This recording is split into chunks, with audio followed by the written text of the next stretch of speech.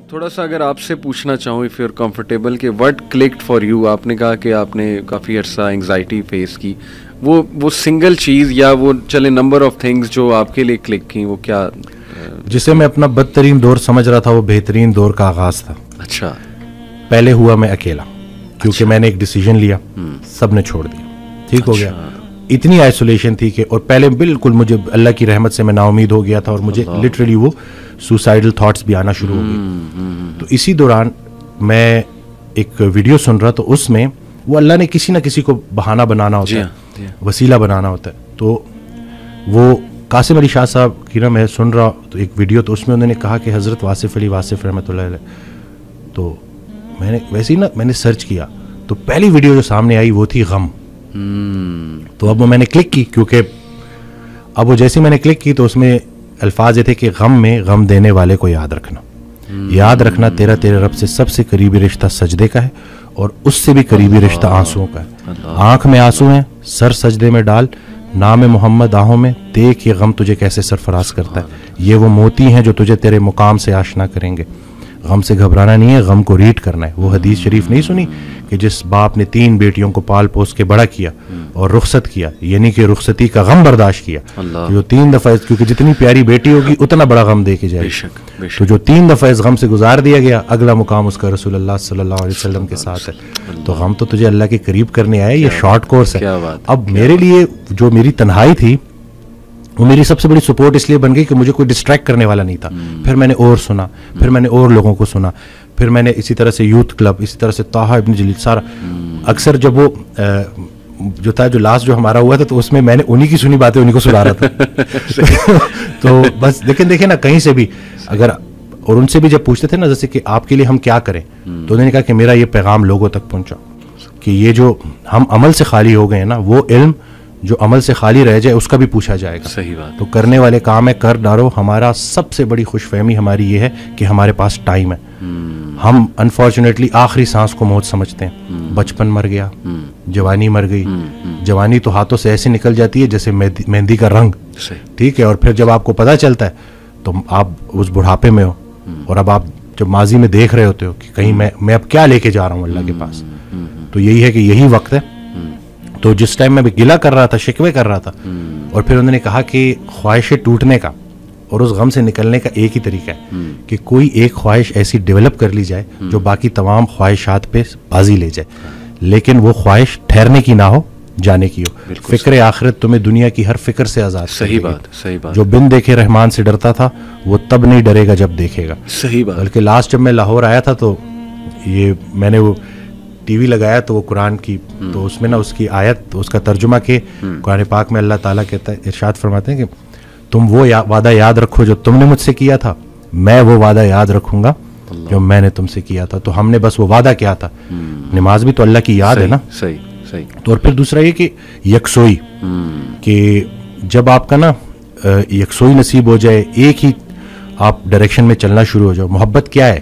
محبت ادھر ادھر دیکھنا نہیں ہے، ایک ہی ڈائریکشن میں دیکھنا. بالکل صحیح. تو جب آپ کی ڈائریکشن اللہ کی طرف ہو جائے نا، پھر اٹھنا بیٹھنا ہر چیز، اور ویسے ہی اللہ تعالیٰ آپ کو مشکل سے نکال لیتا ہے. اور ڈاکٹر صاحب آئی تھنک یہ جو سینٹینس ہے نا جو آپ نے بولا تھا کہ اللہ سنبھال لے گا، بالکل ultimately you have to leave everything to اللہ.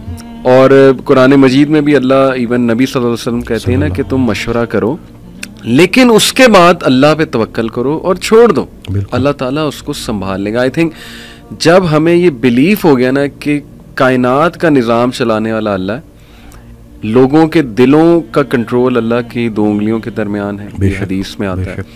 ہر چیز، ایٹم بھی موو نہیں کر سکتا اللہ کی اجازت کے بغیر. اللہ الوکیل ہے، جس کا مطلب ہے ڈسپوزر آف افیئرز. تمام افیئرز اللہ نے ڈسپوز آف کرنے ہیں.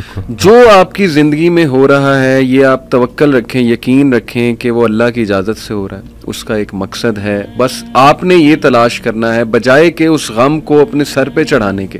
جیسے آپ نے کہا you just have to find out کہ یار یہ آیا کیوں ہے، اس کا مقصد کیا ہے، یہ مجھے کیا سکھانا چاہ رہا ہے. اور سجدے میں جا کے بندہ رو پڑے اللہ کے آگے، اللہ سے تقویت مانگے، اللہ سے کہے کہ اللہ مجھے پرسپیکٹیو دے.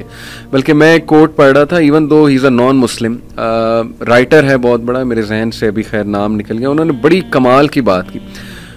انہوں نے کہا oh my lord make me brave.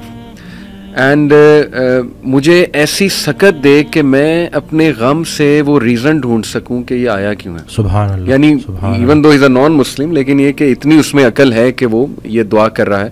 تو یہی بات ہے کہ وزڈم فائنڈ آؤٹ کرو کہ یہ کیوں آیا ہے.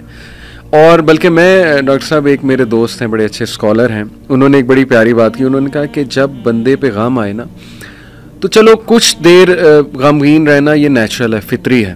رسول اللہ صلی اللہ علیہ وسلم پہ بڑے غم آئے. حضرت خدیجہ کی جو ڈیتھ تھی وہ اس سے بڑا غم نہیں تھا. The most smiling face did not smile for months. تو اٹس نیچرل, اوکے. لیکن وہ رک نہیں گئے. ایسا نہیں تھا کہ وہ آئسولیشن میں چلے گئے, یا ایسا نہیں تھا کہ سارے کام ٹھپ ہو گئے. کیونکہ میرے دوست نے کہا کہ دیکھو جب ہم ٹھپ ہو جاتے ہیں نا, یہ پیسو شکوہ ہے اللہ سے. اتنی تو ہمت نہیں زبانی رب سے شکایت کریں, لیکن یہ کہ ہم ٹھپ ہو کے دکھاتے ہیں کہ جی بس میں تو راضی نہیں آپ کی رضا میں. انڈائریکٹلی تو ہم یہی کہہ رہے ہیں. انہوں نے کہا جو لوگ غم میں کھڑے ہو جاتے ہیں نا, ان کا دل نہیں کر رہا صبح اٹھنے کا, بستر پہ پڑے رہتے ہیں. آئی ایم شیور آپ بھی ایسی کنڈیشن سے گزرے ہیں کہ اٹھنے کا دل ہی نہیں کرتا, ہمت ہی نہیں کہ جی بندے کا دل کرتا ہے میں سویا رہوں, ریالٹی میں آؤں ہی نا. مطلب ریالٹی سو بیڈ. لیکن اس وقت جو اٹھ جاتا ہے نا, یقین کریں, جو ہمت پکڑتا ہے, اللہ کا نام لیتا ہے, آئی تھنک یہ اللہ کو وہ یہ میسج دے رہا ہے کہ اللہ میں راضی ہوں, راضی ہوں. بالکل. بس اب آپ چلائیں مجھے. اور صبر بھی, بلکہ میرے پاس پیشنٹ آئے تو میں ان کی میں نے کہا آپ نے صبر کرنا ہے. تو کہتے کر رہا ہوں نا. میں نے کہا کہ صبر تو ایسے کرنا ہے کہ دوسرا بندہ اپنی پریشانی بھول جائے. اللہ اکبر, اللہ. صبر ایسے آپ نے ڈیفائن کرنا ہے کہ دوسرا آپ کے پاس آئے اور آپ, کیونکہ یہی صبر ہے. بالکل ایسے. اب آپ کو میں دیکھ رہا ہوں آپ نے اپنے آپ کو چور چور کر دیا. اور باقی ایک اور بات کہ اپنے آنسوؤں کو لوگوں کے سامنے رائے گاہ مت کرنا, کیونکہ ان آنسوؤں کی خریدار رحمت پروردگار ہے. تو ان کے سامنے بہاؤ اور پھر دیکھو کہ کیا ہوتا ہے. اور باقی ایک کویسچن بہت سارے لوگ نا مجھ سے کرتے ہیں انگزائٹی سے ریلیٹڈ کہ ہمیں لگتا ہے کہ ہمارے بعد ہمارے بیوی بچوں کا کیا ہوگا. تو میں یہ کہتا ہوں کہ حضرت کہتے ہیں آڈیو میں کہ جو انسان یہ سوچتا ہے کہ اس کے مرنے کے بعد اس کی بیوی بچوں کا کیا ہوگا, اس کا ایمان نامکمل ہے. اس نے پالنے والے کی پالنے والی صفت پہ ایمان ہی نہیں لایا. اللہ اکبر. جن کے لیے پوری کائنات بنائی, ان کو یتیمی اور غریبی سے گزارا, ان کو ماں باپ نہیں دیے, آپ کو دے دیے. اللہ اکبر. ہم شکر کے مقام کو گلے میں کنورٹ کر دیتے ہیں. صحت بھی ہے, زندگی بھی ہے, اور کب تک ہے کوئی نہیں جانتا, اور جب تک ہے وہ کوئی چینج نہیں کر سکتا.